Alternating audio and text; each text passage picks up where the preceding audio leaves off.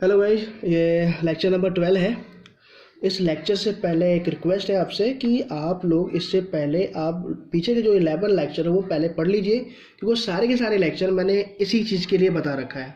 तो ये एक मेरा डायग्राम है, ये एक डायग्राम मैंने आपको जूम करके दिखा दिया है और सही पिक्चर लेके दिखा दिया है। फिलहाल लेनार्ड एक्सपेरिमेंट में हम क्या डिस्कशन करने वाले हैं कि प्रकाश विद्युत धारा और प्रकाश की तीव्रता और निरोधी विभव में ग्राफ कैसे कैसे बनते हैं। एक्चुअली लेनार्ड ने जब अलग अलग प्रकाश की तीव्रता ली और उसके लिए प्रकाश विद्युत धारा के मध्य ग्राफ बनाया तो ग्राफ अलग अलग आया, और निरोधी विभव के लिए भी ग्राफ अलग अलग आया। बट लेनार्ड ने उसे एक्सप्लेन नहीं किया, उसने सिर्फ उस ग्राफ को प्लॉट कर दिया। बट अगर मैं वैसा आपको समझाता हूँ तो आपको समझ नहीं आ पाएगा, इसलिए इस ग्राफ के साथ साथ मैं उसके रीजन भी आपको बताता चलूँगा, तो थोड़ा बहुत पेशेंस रख के आपको समझना होगा। बट इससे पहले अगेन मैं बोल दूँ कि आपको पीछे 11 लेक्चर देखने पड़ेंगे, सारे 11 के 11 लेक्चर। अगर आप नहीं देखते तो ये आपको टॉपिक यहाँ से समझ में नहीं आएगा। तो इसको समझने के लिए पहले आप उन लेक्चरों को देखें, तभी इस लेक्चर को देखें। तो हम लेनार्ड एक्सपेरिमेंट में क्या बात कर रहे हैं कि लेनार्ड एक्सपेरिमेंट में हमने क्या किया है कि सबसे पहले एक ग्लास का सिलेंड्रिकल सेक्शन लिया। ये सेक्शन जो है पूरा का पूरा सिलेंड्रिकल सेक्शन, बेलनाकार सेक्शन है, और उसके अंदर हमने एक ग्लास का होता है, उसके अंदर हम निर्वात बना के रखते हैं और उसके अंदर हम धातु के 2 प्लेट लेते हैं। एक प्लेट ये है और एक प्लेट ये है। इस प्लेट को हमने यहाँ पर जोड़ दिया हुआ है, ठीक है। ये प्लेट होता है कैथोड और ये प्लेट जो होता है वो होता है एनोड। कैथोड को हम उत्सर्जक बोलते हैं क्योंकि जब प्रकाश इस पर आपतित होती है तो ये इलेक्ट्रॉन का उत्सर्जन करता है, और एनोड को हम संग्राहक कहते हैं क्योंकि ये इलेक्ट्रॉन का संग्रहण करता है, खींचता है, उसको अपने पास लेके आता है, ठीक है। इसे ग्राही भी आप बोल सकते हो आप, ठीक है। आगे हमने क्या किया है, इस ग्लास का जो सिलेंडर सेक्शन है उसके अंदर हमने क्या किया, एक विंडो बना रखी है, एक द्वार बना रखा है। उसके आगे हमने क्वार्ट्ज मटेरियल का एक ढक्कन आप बोल सकते हो या फिर एक विंडो बोल सकते हो लगा रखा है, ताकि जब प्रकाश आए तो इस ग्लास से पास होता हुआ आए और फिर इस पर आपतित होना चाहिए, ठीक है। हमने इसे खोल क्यों नहीं रखा, तो क्योंकि इसका आंसर है कि अगर ये खुलेगा तो प्रकाश के अंदर आ जाएगा, दूसरी हवा भी आ जाएगी उसके साथ साथ, तो यहाँ पर निर्वात नहीं रहेगा और जो एक्सपेरिमेंट होगा वो सही ऑब्जर्व नहीं होने वाला है। क्यों नहीं होगा उसको लास्ट में डिस्कशन करूंगा आपको नेक्स्ट लेक्चर में। तो फिलहाल हमने क्या किया, इसके अंदर पूरा निर्वात रखा है। निर्वात रखने के लिए हमने निर्वात रखना है, साथ में प्रकाश को लाना है, तो यहाँ पर हमने एक ऐसा पदार्थ यूज किया है जो क्या करे, जब उससे लाइट जाए तो वो उसकी ऊर्जा को अवशोषित नहीं करे। तो यहाँ से जो लाइट आएगी और इस पर आपतित होगी तो उस समय इन प्रकाश आने वाले प्रकाश की ऊर्जा ये क्वार्ट्ज मटेरियल उस अवशोषित नहीं करता, पूरी की पूरी यहाँ पर ट्रांसफर कर देता है। आगे हमने क्या किया, कैथोड को हम वायर की सहायता से हमने क्या किया है, यहाँ पर इसको जोड़ा हुआ है। तो ये क्या चीज़ है, तो मैंने पिछले लेक्चर में बता रखा है कि ये एक सिस्टम है। इसमें हमने क्या किया है, बैटरी यूज किया है, प्रतिरोध यूज किया है, कुंजी यूज की हुई है। तो ये सीधा माइनस और ये प्लस, तो बैटरी का ये सीधा हो गया माइनस का और ये हो गया प्लस का। तो अगर मैंने ये जो वायर कैथोड से लेके आया हूँ मैं यहाँ पे लगाता हूँ तो कैथोड हो जाएगा प्लस माइनस का, क्योंकि ये सिरा किसका है, माइनस का। बट अगर मैं इसको यहाँ पे लगा देता हूँ, मतलब ये लाइन लेके जाके ऐसे लगा दूँ तो ये हो गया प्लस का, तो कैथोड किस पे हो गया, प्लस का। बट ऐसे ही मैंने क्या किया है, एनोड से एक तार लेके आया हूँ और उसको मैं यहाँ लगा रहा हूँ। अगर मैं यहाँ लगाता हूँ तो ये प्लस का है तो एनोड हो गया प्लस पे। बट अगर एनोड को मुझे माइनस लगाना होगा तो यहाँ पे लगा दूंगा। ये मैं पिछली वाली क्लासों में डिस्कशन कर चुका हूँ, ठीक है। फिलहाल ये C1 C2 को दिक्परिवर्तक भी हम कहते हैं, जो मैं पहले भी बता चुका हूँ। आगे हमने क्या किया है कि हम यहाँ पर अलग अलग प्रकाश स्रोत लेंगे और उसकी तीव्रता अलग अलग होगी, फिर उसको इस पर आपतित करेंगे और देखेंगे कि इलेक्ट्रॉन कैसे प्रवाहित, कितने उत्पन्न हो रहे हैं, और फिर उन इलेक्ट्रॉन के कारण धारा कितनी इस परिपथ में प्रवाहित हो रही है। उस धारा को नापने के लिए हम माइक्रो एमीटर यूज करते हैं, क्योंकि धारा बहुत कम होगी, इससे धारा का मान बहुत कम होगा, इसलिए हम माइक्रो एमीटर यूज कर रहे हैं जो अल्प धारा भी नाप सकता है, और ये वोल्ट नापने के लिए। तो आगे हम बात करते हैं कि कैसे क्या होने वाला है, देखिए आगे। तो फिलहाल हम बात करते हैं graph between photo electric current and the intensity of light. Hindi में क्या इसका अर्थ है, प्रकाश की तीव्रता तथा प्रकाश विद्युत धारा के मध्य संबंध की हम बात करने वाले हैं। तो देखिए सबसे पहले प्रकाश विद्युत धारा होती क्या है वो समझ लीजिए। ये डेफिनेशन पहले भी लिखवा चुका हूँ और अगेन मैं यूज कर रहा हूँ उसको, कि धातु पर आपतित प्रकाश के कारण उत्सर्जित इलेक्ट्रॉन के कारण परिपथ में जो धारा होगी या प्रवाहित होगी उसे प्रकाश विद्युत धारा कहते हैं। क्या मतलब इसका, तो अगर यहाँ से प्रकाश आता है फोटोन के रूप में, फोटोन यहाँ टकराएगा तो ये जो प्लेट आप सीधी लाइन देख रहे हो एक्चुअली में ये क्या है, ये ऐसी धातु है बट उसको हम एक लाइन के अकॉर्डिंग हम दिखा रहे हैं। तो जैसे ही धातु पे फोटोन आएंगे, इलेक्ट्रॉन को निकालेंगे और उसके कारण इलेक्ट्रॉन गति करेंगे तो इलेक्ट्रॉन पे आवेश होता है और गति के करने के कारण इसमें इलेक्ट्रॉन धारा प्रवाहित करेंगे। तो अब यहाँ पे अलग अलग तीव्रता लेने से, प्रकाश स्रोत लेने से और उसकी तीव्रता अलग करने से यहाँ पे जो प्रवाहित धारा है वो अलग अलग क्यों होगा, उसका रीजन हम डिस्कशन करने वाले हैं। तो आइए देखते हैं। प्रकाश के उदाहरण बता रही हूँ, हमने पिछले लेक्चर में बता रखा है, लेक्चर नंबर 10 में बता रखा है। तो हमने वहाँ पर क्या लिखा रखा है कि जो पावर होती है, शक्ति होती है, जो भी आप कोई बल्ब लेके आते हो, एग्जाम्पल बल्ब लेके आते हो तो उस पर आपको लिखा होता है 100 वॉट 200 वॉट, तो वो शक्ति होती है। और शक्ति का जो फॉर्मूला है वो एनर्जी अपॉन टाइम है कि प्रति सेकेंड कितनी ऊर्जा वो उत्सर्जित करता है, वही शक्ति होती है। ऊर्जा का जो फॉर्मूला होता है वो होता है एच न्यू, मैं पहले ही बता चुका हूँ, फोटोन के फॉर्म में E equal to H nu होता है। तो ई इक्वल टू क्या है, एच न्यू।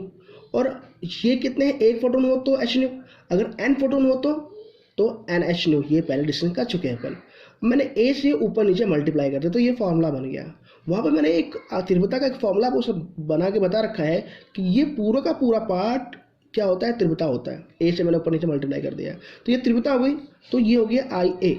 तो अगर आप यहाँ से देखा जाए तो आपको समझ में आया कि जो शक्ति है वो फोटोन की संख्या पे निर्भर करता है कि अगर कोई प्रकाश स्रोत ज़्यादा फोटोन उत्सर्जित करता है तो शक्ति भी ज़्यादा होगी क्योंकि ऊर्जा ज़्यादा उत्सर्जित होगी। और वही फॉर्मूला तीव्रता के लिए। तो यहाँ से P समानुपाती एन और एन समानुपाती क्या है, आई। इसलिए मैंने लिख दिया कि P समानुपाती आई और आई समानुपाती एन। मीन्स अगर प्रकाश स्रोत की तीव्रता शक्ति ज़्यादा है तो उसकी तीव्रता भी ज़्यादा होगी और उसमें उत्सर्जित फोटोन की संख्या भी ज़्यादा होने वाली है। मान लीजिए कि हमने दो प्रकाश स्रोत लिए, मार्केट से दो प्रकाश स्रोत लेके आए, बल्ब लेके आए, एक पे लिखा था 100 वॉट और दूसरे पे लिखा था 200 वॉट। अभी हम मान लेते हैं कि मुझे सिर्फ तीव्रता की बात करनी है, आवृत्ति की बात नहीं करनी, तो हम मान लेते हैं दोनों की आवृत्ति कितनी है, 1 हर्ट्ज है। तो 100 वॉट है और इसका 200 वॉट, तो ये प्रकाश स्रोत 1 सेकंड में कितनी ऊर्जा उत्सर्जित करेगा, 100 जूल, और ये कितनी करेगा, 200 जूल। तो अगर ये ज़्यादा ऊर्जा कम ऊर्जा उत्सर्जित करता है और ये ज़्यादा ऊर्जा उत्सर्जित करता है, जबकि प्रत्येक फोटोन की ऊर्जा अगर बराबर है तो ये कम फोटोन उत्सर्जित करेगा और ये ज़्यादा करेगा। जैसे कि हमने क्या माना है, हमने माना कि अगर 1 वॉट को हम एक फोटोन मान लें कि अगर कोई प्रकाश स्रोत जिसपे 1 वॉट लिखा है, अगर एक प्रकाश स्रोत है उसका रेटिंग है 1 वॉट, मतलब उस पर मेंशन है कितनी 1 वॉट है, तो ये माना जाएगा कि ये 1 सेकंड में 1 फोटोन उत्सर्जित करेगा। तो अगर वो 100 फोटोन से लिखा हुआ है तो हम क्या मान लें कि कितने फोटोन उत्सर्जित करेगा, 100 फोटोन। अगर 200 लिखा होता तो 200 फोटोन लिखेगा होगा, उसमें 200 फोटोन उत्सर्जित करेगा। क्या माना हमने, प्रत्येक फोटोन की आवृत्ति क्या मानी, दोनों प्रकाश स्रोत की आवृत्ति हमने क्या मानी है, इसकी भी 1 हर्ट्ज और इसकी भी 1 हर्ट्ज। तो फोटोन की ऊर्जा होती है E equal to H nu. अगर दोनों के फोटोन की आवृत्ति, इन फोटोनों की आवृत्ति समान है तो प्रत्येक फोटोन में ऊर्जा क्या होगी, समान होगी। वही मैंने लिखा है कि उत्सर्जित सभी फोटोन की आवृत्ति समान होने से उसमें उपस्थित ऊर्जा भी समान होती है। आगे देखिए, हमने मान लिया कि ये एक प्रकाश स्रोत है और इसकी शक्ति कितनी है, 100 वोट। तो ये कितने फोटोन उत्सर्जित कर रहा है, 100। ये मैंने टोटल बना दिया है, अब मान लीजिए कि 100 है। और ये जैसे ही इस धातु पे आपतित होता है, धातु हमने माना है, तो जैसे ही आपतित होता है तो क्या होगा कि ये जैसे ही फोटोन से टकराएगा अपनी ऊर्जा दे देगा। हमने ये माना है कि प्रत्येक फोटोन के पास जो ऊर्जा है, जब वो इलेक्ट्रॉन टकराएगा और वो देगा तो वो इलेक्ट्रॉन को निकाल सकता है, अर्थात फोटोन के पास जो ऊर्जा है उस धातु के कार्यफलन से बराबर या उससे अधिक है। तो अभी हम मान रहे हैं कि सभी इलेक्ट्रॉन को निकालने के लिए ऊर्जा बराबर चाहिए।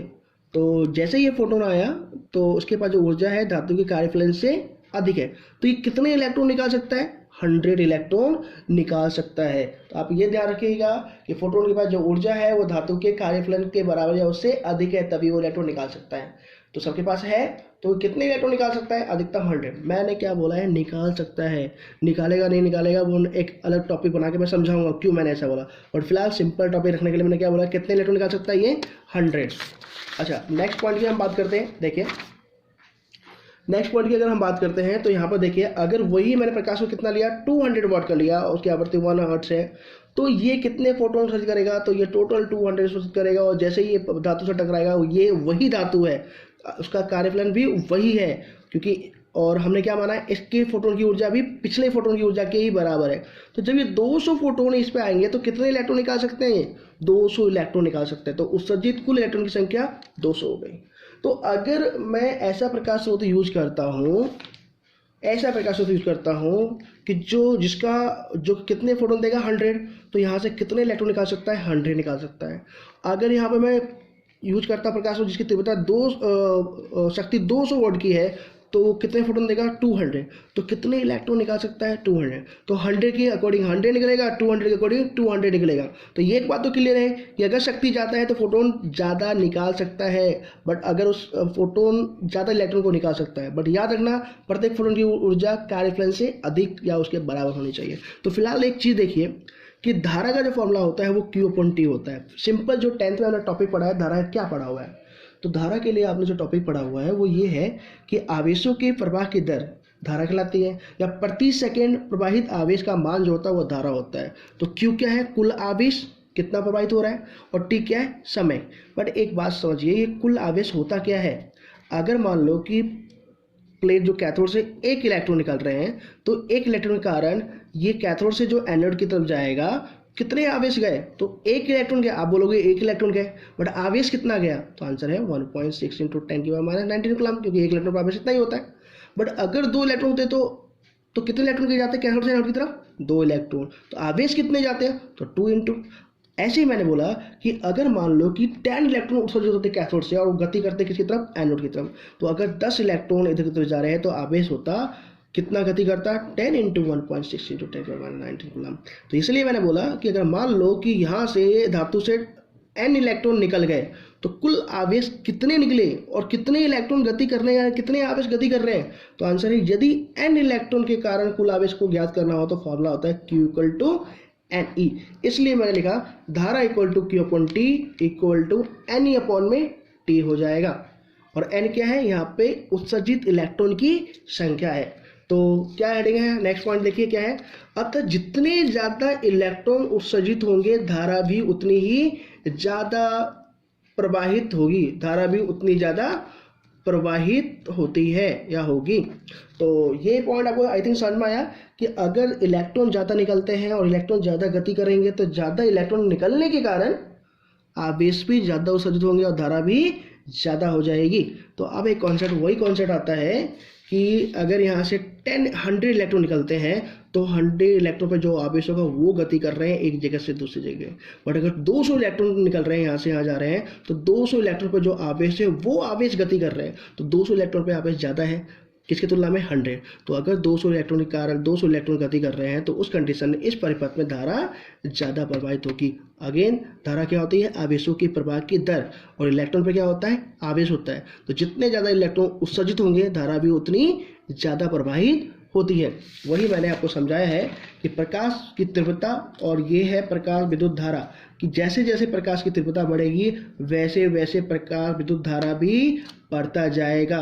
और ये लाइन 0 से स्टार्ट है। क्यों, क्योंकि अगर आप जो प्रकाश स्रोत ले रहे हैं उसमें एक भी फोटोन नहीं हुआ, अगर आप मान लीजिए यहाँ पे प्रकाश स्रोत ले रहे हैं, प्रकाश स्रोत का मतलब कुछ तो फोटोन होगा। मान लीजिए यहाँ पे ऐसा कुछ है जो ऊर्जा उत्सर्जित ही नहीं कर रहा, फोटोन आ ही नहीं रहा, तो क्या इलेक्ट्रॉन निकलेगा, और इलेक्ट्रॉन नहीं निकलेगा तो आवेश उत्सर्जित नहीं होगा, आवेश प्रवाहित नहीं होगा। उत्सर्जित नहीं बोल सकते, हम बोल सकते हैं कि आवेश गति नहीं करेगा, धारा उत्पन्न नहीं होगी। तो धारा उत्पन्न करने के लिए क्या करना है, फोटोन तो आने चाहिए। इसलिए मैंने लिखा है कि यहाँ लाइन को स्टार्ट किया है 0 से। अगर तीव्रता कुछ हुई, फोटोन कुछ हुआ, 1-2 आए, तभी धारा उत्पन्न हो सकती है। और दूसरी बात, जितने ज़्यादा इलेक्ट्रॉन जाएंगे उतनी ज़्यादा आवेश जाएंगे, उतनी ज़्यादा धारा होगी। और इलेक्ट्रॉन की संख्या कितनी उत्सर्जित होगी किस पर निर्भर करेगा, आपतित फोटोन की संख्या। ज़्यादा फोटोन आएंगे, ज़्यादा इलेक्ट्रॉन निकालेगा। फोटोन किस पर निर्भर करता है, प्रकाश की तीव्रता पे, और प्रकाश की तीव्रता किस पर करती है, शक्ति पे। तो शक्ति ज़्यादा होगी तो तीव्रता ज़्यादा होगा, तीव्रता ज़्यादा होगी तो फोटोन ज़्यादा उत्सर्जित होंगे, और फोटोन ज़्यादा आएंगे तो इलेक्ट्रॉन ज़्यादा निकालेंगे, और इलेक्ट्रॉन ज़्यादा निकलेगा तो धारा भी ज़्यादा हो जाएगी। तो फाइनली ग्राफ जो बनता है आपका, वो यही ग्राफ बनता है प्रकाश की तीव्रता और प्रकाश विद्युत धारा के मध्य। अगर तीव्रता बढ़ाओगे, 100 वोल्ट लोगे, धारा प्रवाहित होगी। 200 लोगे तो ज़्यादा धारा प्रवाहित होगी। 300 वाट लोगे तो ज़्यादा बढ़ेगी। ऐसे 400 वाट, 600 वाट, जैसे जैसे आप प्रकाश की तीव्रता शक्ति बढ़ाते हो तो तीव्रता ऑटोमेटिक बढ़ रही है। तीव्रता बढ़ रही है तो फोटोन की संख्या बढ़ रही है, फोटोन की संख्या बढ़ रही है तो धारा भी, इलेक्ट्रॉन ज़्यादा निकलेंगे, और इलेक्ट्रॉन ज़्यादा निकलेंगे तो धारा भी ज़्यादा प्रवाहित होगी। यही कॉन्सेप्ट है। नेक्स्ट टॉपिक में हम एक और ग्राफ पढ़ेंगे और वो और भी अच्छा ग्राफ है। बट अगेन हम्बल रिक्वेस्ट है आप लोगों से कि इन टॉपिक को पढ़ने से पहले पिछले 11 टॉपिक आप पढ़ लीजिए, नहीं तो यहाँ पर कुछ समझ नहीं आएगा। लेनार्ड एक्सपेरिमेंट में दिक् परिवर्तक कैसे काम करता है, क्या करता है, विभव कैसे विभाजन होता है, वो समझेंगे तभी ये चैप्टर समझ में आने वाला है आगे, नहीं तो आगे बिल्कुल समझ नहीं आएगा। तो जो पहली बार लेक्चर देख रहे हैं या जो भी बीच बीच पढ़ रहे हैं तो उनको लेक्चर समझ नहीं आएगा। सारे लेक्चर आपको करेक्टेड वर्जन 1 से लेके 11 तक देखने होंगे। Thank you.